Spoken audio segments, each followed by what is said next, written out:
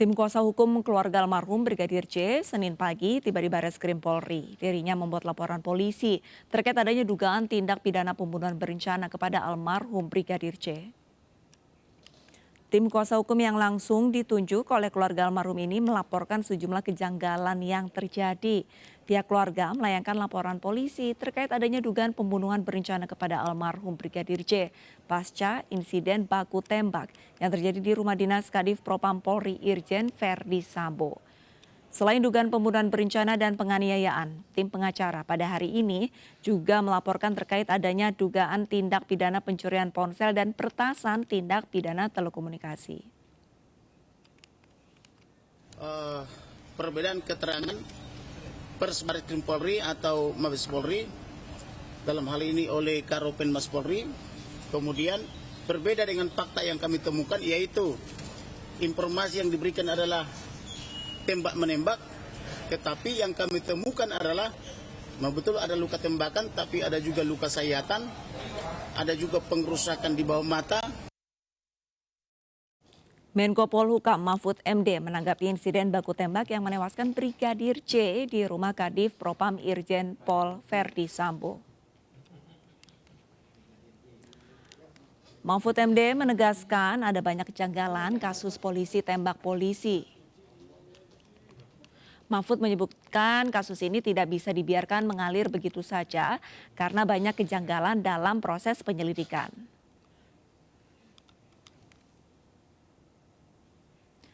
Sementara itu, Komisioner Komnas HAM Khairul Anam mengungkapkan Komnas HAM akan memeriksa seluruh pihak yang terkait dengan kematian Brigadir J. Khairul menegaskan Komnas HAM memahami jika saat ini istri Sambo, Putri Chandrawati, masih membutuhkan pendampingan psikologis saat memenuhi panggilan. Ia juga menjelaskan pemanggilan yang nantinya akan dilakukan setelah pihaknya bertemu dengan keluarga Brigadir J. Komnas HAM juga mendapatkan keterangan serta video maupun foto yang diberikan oleh pihak keluarga Brigadir J. Hal ini nantinya diperlukan untuk mengungkap peristiwa sebenarnya terkait kematian Brigadir J. Seorang polisi bernama Brigadir J meninggal usai baku tembak dengan anggota polisi lainnya yaitu Baradae di rumah Kadif Propam Polri. Penembakan diduga karena Brigadir J melakukan pelecehan terhadap istri Kadif Propam Polri. Dan sudah terhubung via Zoom Manajer Nasution, Wakil Ketua LPSK RI. Selamat sore Bapak. Sore Mbak Alista, Assalamualaikum. Waalaikumsalam warahmatullahi wabarakatuh. Pak Nasution, ini dari kacamata saksi dan perlindungan untuk korban, ini bagaimana sih LPSK melihat kasus polisi tembak polisi yang sedang ramai di media ini? Pertama tentu kita prihatin ya, bahwa publik tersuguh dengan informasi yang sesungguhnya publik kan memerlukan rasa aman, jauh dari siar ketakutan ya. Ini menjadi siar ketakutan karena pelakunya anggota Polri, korbannya anggota Polri, dan kemudian terjadi di rumah negara. Jadi ini sekali lagi keprihatinan publik pada sisi itu. Ada siar ketakutan yang menjadi keprihatinan publik. Nah yang kedua sebetulnya kita mengapresiasi kalau kemudian pimpinan Polri, kemudian berbagai kalangan itu punya atensi yang luar biasa terhadap kasus ini. Misalnya Kapolri membentuk tim khusus, lalu kemudian Komnas HAM juga melakukan penyelidikan khusus, pemantauan khusus, Kompolnas hadir dan LPSK sesungguhnya juga sejak awal juga ikut memikirkan bagaimana kemudian kasus ini bisa menjadi terang benderang sehingga publik dapat informasi yang tidak simpang siur.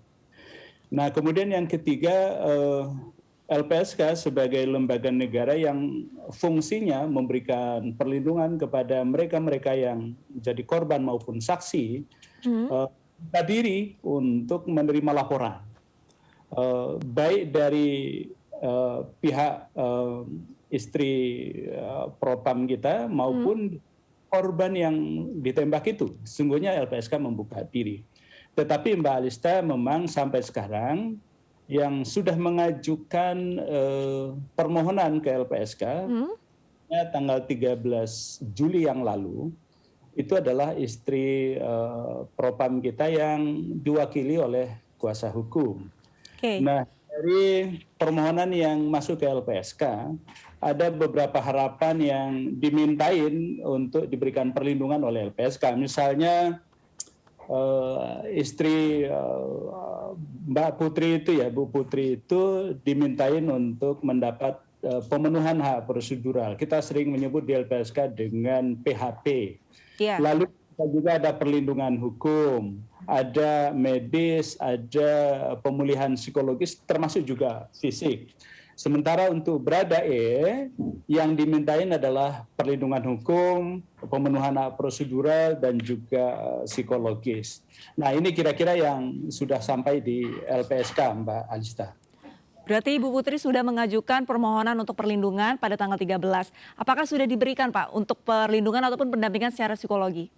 Nah, karena itu Mbak Alista, memang prinsip perlindungan dalam rezim Undang-Undang Perlindungan Saksi dan Korban kan sifatnya kesukarelaan ya, voluntary.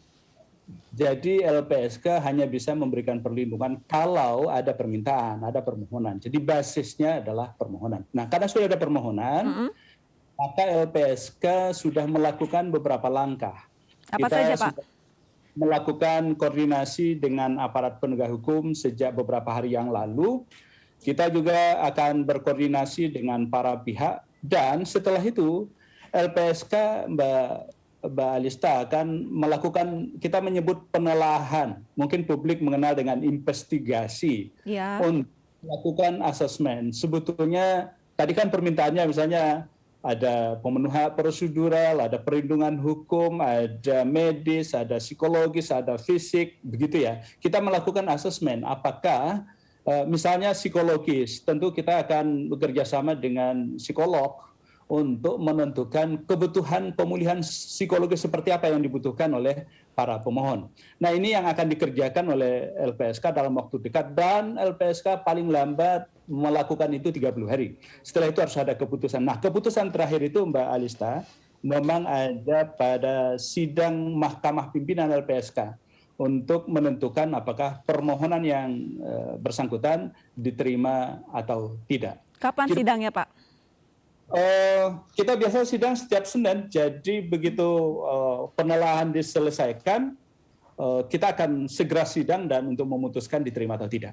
Biasanya setiap Senin, ini baru selesai kita sidang Mahkamah Pimpinan. Baik, selain Bu Putri, ini Baradae juga memberikan permohonan, meminta permohonan untuk perlindungan. Tadi juga Anda sempat sampaikan bahwa sebenarnya untuk Brigadir J juga seharusnya juga mendapatkan perlindungan karena dari pihak keluarga mereka juga mendapatkan informasi bahwa mereka bisa dikatakan terintimidasi ataupun diintimidasi oleh pihak-pihak tertentu. Apakah dari keluarga almarhum Brigadir J juga sudah memberikan permohonan untuk meminta perlindungan kepada LPSK? Sampai per hari ini 18 Juli Mbak Alista, Baradae itu sudah mengajukan permohonan, tadi sudah kita sampaikan, yang dimintain itu adalah perlindungan hukum, pemenuhan hak prosedural, dan kemudian pemulihan psikologis. Nah, ini juga termasuk nanti yang akan kita telaah, kita investigasi untuk memastikan apa sebetulnya yang dibutuhkan.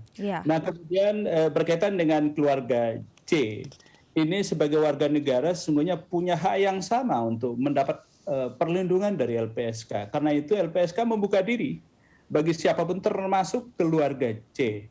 Nah, karena basisnya permohonan, tentu kita berharap kalau memerlukan perlindungan LPSK, tentu prosedurnya harus mengajukan permohonan. Karena basisnya itu kesukarelaan tadi atau voluntary. Nah, karena itu sekali lagi LPSK membuka diri Mbak Alista untuk siapapun untuk mendapat perlindungan. Kita tunggu. LPSK membuka diri, tapi kalau misalkan untuk memberikan ataupun memberikan perlindungan secara konkret, ini membutuhkan waktu berapa lama dari pihak LPSK memberikan perlindungan kepada para pemohon? Sebetulnya secara reguler kita menyebut tadi bisnis prosesnya perlu waktu 1 bulan maksimal. Tetapi proses kita menyebut di sini sistem perlindungan darurat. itu kalau ada sesuatu yang memerlukan penanganan cepat demi menyelamatkan demi menjamin keselamatan jiwa baik saksi maupun korban kita, maka LPSK membuka ruang apa yang disebut dengan perlindungan darurat. Nah, karena itu, tapi sekali lagi perlindungan darurat maupun perlindungan secara reguler itu membutuhkan permohonan karena basisnya itu adalah permohonan. Sebab LPSK nggak bisa ujuk-ujuk Mbak Alista melindungi orang tanpa orang mengajukan atau tanpa orang mengajukan permohonan. Begitu. Pak Nasution, ini kan informasi ataupun transparansi dari hasil olah TKP ataupun pemeriksaan dari polisi ini sebenarnya simpang siur di masyarakat. Apakah ada prioritas dari LPSK untuk memberikan perlindungan sesegera mungkin dari para pemohon? Ya, salah satu kriteria kenapa kemudian kita membuat skema tentang perlindungan darurat itu kalau mekanisme reguler terlalu lama, maka kemudian kita membuka ruang itu. Nah, seberapa urgen untuk melakukan perlindungan darurat terhadap permohonan yang masuk, ini sedang kita kaji, Mbak. Kita Masih telah dikaji, baik. Karena baru masuk tanggal 13, berarti 3-4 hari yang lalu ya. Karena itu kita betul-betul melakukan kajian di dalam dan ada tim yang kita siapkan untuk melakukan telaah lebih cepat. Mudah-mudahan waktunya tidak terlalu lama karena tetapi sekali lagi Mbak, ada memang sesuatu situasi yang juga kita paham. Misalnya teman-teman kepolisian juga melakukan langkah proses yang juga kita hargai. Ya. Ada teman pihak lain juga, ada Kompolnas di situ, ada Komnas HAM juga yang melakukan hal yang sama. Karena itu LPSK karena berada di hilir tidak dalam posisi menentukan ini terjadi tindak pidananya apa, tapi mesti ada tindak pidana. Nah, siapa yang menentukan tindak pidananya? Itu teman-teman kepolisian. Nah, kemudian karena itu LPSK sekali lagi menunggu itu ya. Tetapi kalau misalnya ada situasi yang memerlukan perlindungan darurat, kemudian LPSK akan terbuka ruang untuk melakukan perlindungan darurat itu. Ini terus kita pantau, kita kaji apakah mekanismenya kita mengambil perlindungan darurat apa tidak. Tapi sementara ini kita masih menunggu dan melihat situasi, Mbak Alista. Baik, terima kasih banyak Manager Nasution, Wakil Ketua LPSK Republik Indonesia sudah bergabung di MNC News Now dan kami juga masih akan terus mengawal kasus ini akan adanya transparansi dari penyelidikan. Terima kasih banyak Bapak. Terima kasih Mbak Alista. Assalamualaikum. Waalaikumsalam warahmatullahi wabarakatuh. Pemirsa, kami akan segera kembali, tetaplah di MNC News Now.